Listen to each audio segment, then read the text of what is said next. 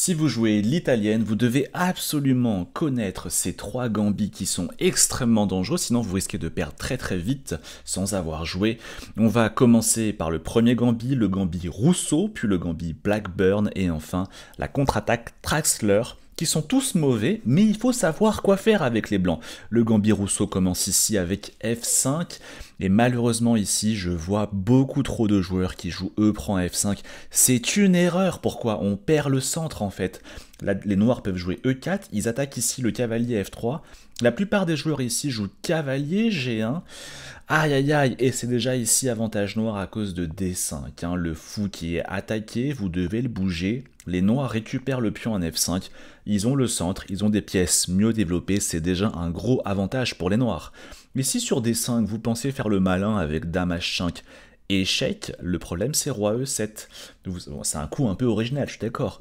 Mais vous avez votre fou qui est toujours attaqué, et si vous le reculez, Cavalier F6, j'attaque la dame. Le coup le plus joué ici par les blancs c'est Dame G5 pour s'accrocher au pion F5. Mais malheureusement H6, Dame G6, Cahier D4, je vais venir récupérer le pion F5 que j'attaque désormais deux fois, et si vous le défendez par G4, fou D7, attention, au prochain coup fou E8, et je remporte ici la dame blanche. Je vois beaucoup d'amateurs qui malheureusement tombent dans ce piège, et sur le gambit Rousseau, ils jouent ça, et ils sont tout de suite très très mal. Alors qu'est-ce qu'il faut faire à la place de E prend F5? Je vous recommande ici le super coup D4. On vient tout de suite ouvrir le centre parce que les noirs n'ont pas développé leur pièce. Ils ont joué F5 qui est trop dangereux, parce que du coup le fou contrôle la case G8 et les noirs auront un mal fou à sécuriser leur roi avec petit roc. Et donc c'est dans notre intérêt d'ouvrir le centre, parce que le roi noir va se retrouver au plein milieu de l'échiquier en ne sachant pas quoi faire. Ici, que font les noirs? Deux possibilités, soit F prend E4, soit E prend D4. Si ils jouent ici E prend D4, le problème c'est E5.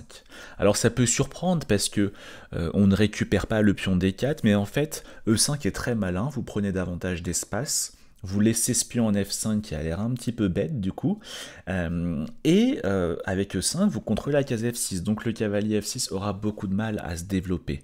Là il y a plusieurs coups qui sont joués pour les noirs, D5 ou fou C5. Fou C5 a l'air assez naturel hein, pour faire cavalier E7 et peut-être essayer de faire petit roc après, mais le problème c'est qu'il y a petit roc et après cavalier G7, vous jouez juste C3. Vous menacez de prendre ici en D4 au prochain coup, donc les noirs vont prendre et là vous reprenez du cavalier. Vous avez un pion de moins, mais la position est déjà extrêmement gagnante pour les blancs. Pourquoi? Parce qu'en fait, les noirs ne peuvent pas roquer. Le fou contrôle la case G8, donc c'est impossible de faire petit roc. Grand roc, c'est aussi très difficile à faire, parce que la dame D8 et le fou C8 ne savent pas où se mettre.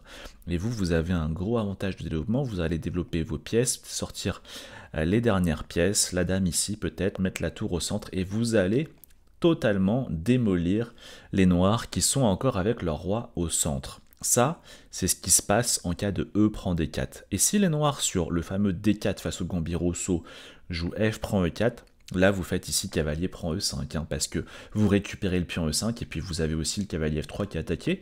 Donc cavalier prend E5 et là, deux coups pour les noirs.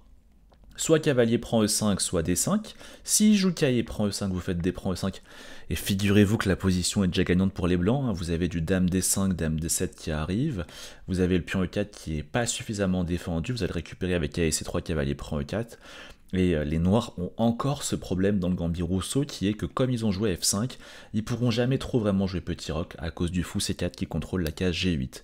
Sinon, il y a aussi D5 au lieu de cavalier prend E5, mais sur D5, vous jouez fou B5, vous attaquez deux fois le cavalier C6 qui est défendu qu'une seule fois, et après fou D7, vous pouvez manger ici, et ensuite le fameux dame H5, extrêmement fort, le roi qui va se faire déroquer, roi E7, ce serait horrible, hein, je vous rappelle que là ce serait mat en deux, échec et mat. Et donc les noirs jouent G6, mais vous connaissez le fameux piège, hein, ce fameux dame H5 fonctionne même s'il y a G6, parce que très souvent on a ce cavalier prend G6. Et en fait, H prend G6, le problème c'est que la tour, ici en H8, elle est en l'air. Ok, ça c'est vraiment la démonstration face au gambit Rousseau. Retenez que face au gambit Rousseau, F5, on joue D4, et surtout pas E prend F5, qui est une grosse erreur. Ok, passons au second gambit, le gambit Blackburn. Cavalier D4, encore un piège de la part des noirs. Et malheureusement, je vois beaucoup trop de joueurs avec les blancs ici, des joueurs d'italienne qui jouent cavalier prend E5. C'est une erreur, la position qui est déjà avantage noir. Aïe aïe aïe. Pourtant, ce coup a l'air si naturel. Le problème, c'est dame G5. Double attaque du cavalier E5 et du pion G2. Qu'est-ce que vous faites? Si vous faites fou prend F7 échec, roi D8, et vous avez encore ce problème de la double attaque. Si vous faites petit roc pour défendre le pion G2, vous perdez le cavalier E5, et si vous reculez votre cavalier, le problème c'est dame prend G2, et j'attaque en même temps la tour H1, et le cavalier F3, vous allez ici perdre du matériel. Et donc ici, qu'est-ce qu'on fait? Après dame G5, peut-être que vous avez aussi pensé à un autre coup comme cavalier prend F7 pour faire la fourchette tour dame, mais le problème c'est dame prend G2. J'attaque la tour, vous jouez tour F1 pour vous défendre, dame prend E4 échec. Vous ne pouvez pas jouer dame E2 parce que la dame est en prise, et si vous jouez fou E2, c'est cavalier F3, échec et mat. Aïe aïe aïe, je vois malheureusement trop de joueurs d'italienne qui tombent dans ce piège du gambit Blackburn. Ma recommandation après KD4, c'est tout simplement de prendre le cavalier. Et oui, et après E prend D4, petit roc. Et là, vous êtes particulièrement bien avec les blancs, vous avez déjà roqué, bien développé vos pièces, et les noirs ne sont pas du tout développés. En plus, le comble, c'est que dans cette position, la plupart des joueurs avec les noirs vont jouer fou C5, qui est une grosse erreur à cause de fou prend F7, magnifique. Et après roi prend F7, vous avez dame H5, double attaque. Les noirs doivent parer l'échec, et quand ils parent l'échec, vous récupérez après le fou en C5 avec une pièce de plus.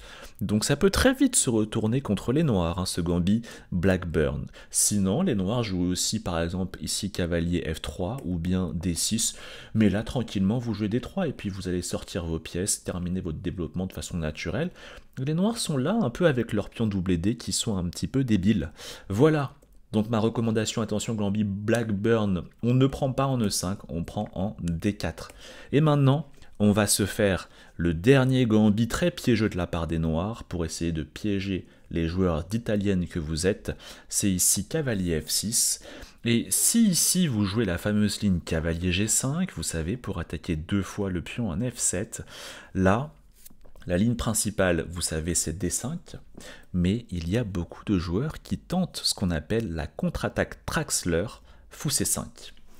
C'est très piégeux, il faut savoir quoi faire ici. Alors ici, il faut savoir que vous avez ici une double attaque sur le pion F7, il est en prise, défendu qu'une seule fois, donc la question c'est comment on mange. Et bien il y a une prise qui est mauvaise et l'autre qui est bonne. Si vous jouez ici cavalier prend F7, c'est une erreur. Et la réfutation n'est pas simple du tout. Ici les noirs ont un coup incroyable, c'est fou prend F2, échec. Et en fait, quand vous mangez le fou, il y a cavalier prend E4, échec. Et en fait, si vous mettez le roi en G1, il y a le coup exceptionnel dame H4. Je menace ici dame F2, échec et mat. Si vous jouez G3, j'ai le coup incroyable cavalier prend G3. H prend G3, dame prend G3, échec, roi F1, tour F8, et la position est extrêmement complexe. L'ordinateur dit que c'est égal, mais les statistiques donnent largement vainqueur ici les noirs. Ouh là là, on n'a clairement pas envie de rentrer dans de telle complexité avec les blancs. Si vous jouez pas G3 mais que vous jouez un coup comme dame F3 pour empêcher le mat en F2, ici les noirs jouent KD4, attaque la dame, vous reculez en F1, tour F8, et la position est déjà gagnante pour les noirs. Aïe aïe aïe, vous imaginez? Là, on voit ici qu'il y a quand même une attaque qui est très dangereuse. Si vous jouez pas roi G1 mais que vous jouez roi E1, problème ici c'est dame H4 encore une fois. Et sur G3, le fameux piège dont j'ai parlé précédemment, ce cavalier prend G3. Parce que s'il mange, c'est pas possible. La tour en H1, elle est en l'air. Bref, on comprend bien qu'après cavalier prend F7, malheureusement, il y a fou prend F2. Et ça, vous devez connaître à l'avance. Parce que c'est très difficile de voir sur l'échiquier qu'il y a fou prend F2. C'est pas du tout un sacrifice qui est simple. Mais heureusement pour vous, la contre-attaque Traxler, c'est mauvais. Pourquoi? Parce que vous ne faites pas cavalier prend F7, mais vous faites fou prend F7, échec. Deux coups ici pour les noirs, soit ils font roi F8, soit ils font roi E7. Alors s'ils font roi E7, revenez tranquillement en C4, et là plus rien ne fonctionne pour les noirs. Le fou prend F2 ne fonctionne plus, parce qu'après roi prend F2, cavalier prend E4, je suis désolé, mon cavalier, il est toujours en G5, il n'est pas en F7, donc je peux tranquillement manger votre cavalier. Et si ici vous jouez un coup comme, Je sais pas, tour F8, bon, un coup qui est pas mal joué ici par les noirs, vous faites juste petit roc, et il n'y a plus aucun souci. Si vous jouez ici par exemple H6 pour chasser mon cavalier, bon bah maintenant je place la fourchette. Et la différence c'est quoi? C'est que quand vous faites ce fou prend F2, bah roi prend F2, et si vous faites cavalier prend E4, je bouge mon roi. Mais en fait le roi en E7, il bloque le chemin pour ce fameux dame H4, ça ne fonctionne plus. Et si les noirs, au lieu de venir en E7, vont en F8, qu'est-ce qui se passe? Eh ben on revient en C4, encore une fois. Et encore une fois, le fou prend F2 ne fonctionne plus. Hein. Fou prend F2, je fais roi prend F2. Et si cavalier prend E4, bah, mon cavalier n'est pas en F7, il est en G5, donc il y a juste cavalier prend E4. Et si avant de faire fou prend F2, vous voulez faire H6, encore une fois, cavalier F7. Si maintenant vous faites ce fameux sacrifice, c'est différent encore une fois, parce qu'après cavalier prend E4, roi G1. Et quand vous venez faire ce dame H4, je fais tranquillement dame F1. Peut-être pas dame F3, vous voyez, parce que le cavalier débarque en D4, c'est peut-être un peu désagréable, mais juste dame F1. Et la différence, c'est quoi? Bon, j'empêche bien sûr l'échec et mat dame F2, et la différence qui est énorme, c'est que le roi est en F8 et il n'est pas en E8. Donc il n'y a pas du tout ce tour F8 qui vient clouer mon cavalier F7, qui vient menacer d'ailleurs ma dame. La position est totalement gagnante pour les blancs. Alors, les noirs peuvent aussi se dire, bon bah je vais pas faire fou prend F2, peut-être juste D5, c'est un coup qui est pas mal joué par les noirs ici pour prendre le centre, mais eux prend D5, cavalier prend D5, et petit roc, ou même D3 si vous voulez, pour défendre votre cavalier, et bon là il n'y a plus rien, vous avez un pion de plus, pour les noirs qui sont déroqués, la position qui est un peu déjà perdante ici pour les noirs, hein. Donc à retenir hein, sur ici cette grande ligne de l'italienne KG5, si les noirs tentent fou C5 qui est la contre-attaque Traxler, vous devez faire fou prend F7 et non pas cavalier prend F7. Voilà, vous êtes armé désormais face aux trois gambits piégeux des noirs, si vous êtes joueur d'italienne, le gambit Rosso, Blackburn et la contre-attaque Traxler. Voilà, j'espère que ça vous a plu. Si vous voulez d'autres conseils comme ça, j'ai ma newsletter, les conseils du samedi. Chaque samedi, un conseil pour progresser aux échecs. Le lien est dans la description. Et puis j'ai aussi mon club d'échecs en ligne. Le lien est aussi dans la description.